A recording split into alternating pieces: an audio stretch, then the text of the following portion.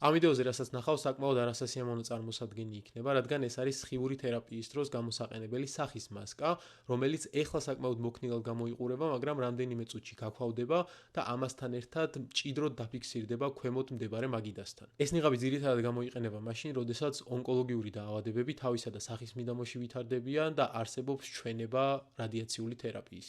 ეს არის საკმაოდ ეფექტური თერაპიული მიდგომა და ამ დროს ხდება გამიზნულად მხოლოდ სიმსივნური უჯრედების დასხივება, რა თქმა უნდა, ამასთან ერთად შეიძლება ჯანსაღი უჯრედებიც დასხივდნენ, მაგრამ სპეციალური ლამელების დახმარებით, რომელსაც მოგვიანებით ვიდეოში ნახავთ, მაქსიმალურად შეზღუდულია რადიაციის ის დოზა, რომელიც ჯანსაღ უჯრედებზე მოდის. ამ თერაპიის დაგეგმვა ხდება მაქსიმალური სიზუსტით კომპიუტერული და მაგნიტორეზონანსული ტომოგრაფიების დახმარებით, რათა მოხდეს ზუსტი ლოკალიზაცია პირველ რიგში ნეოპლაზიის და შემდეგ დაიგეგმოს ის არეალი, რომელიც უნდა დასხივდეს. მთავარი პრინციპი არის ის, რომ სიმსივნური უჯრედები უფრო სწრაფად მრავლდებიან და შესაბამისად უფრო სენსიტიურები არიან დასხივების მიმართ, ვიდრე ჯანსაღი უჯრედები. შესაბამისად, სხივური თერაპიის დროს გამოყენებული რენტგენის სხივებით, ელექტრონებით ან პროტონების დასხივებით ხდება უშუალოდ სიმსივნურ უჯრედებში დნმ-ის დაზიანება და ამის შედეგად სიმსივნური უჯრედები საუკეთესო შემთხვევაში მთლიანად ალაგება და ჯანსაღი ქსოვილით ჩანაცვლება. როგორც წესი, ეს თერაპია მიმდინარეობს რამდენიმე კვირის განმავლობაში და დასხივების სესიებს შორის არის პაუზები, სადაც ჯანსაღი ქსოვილი ახერხებს,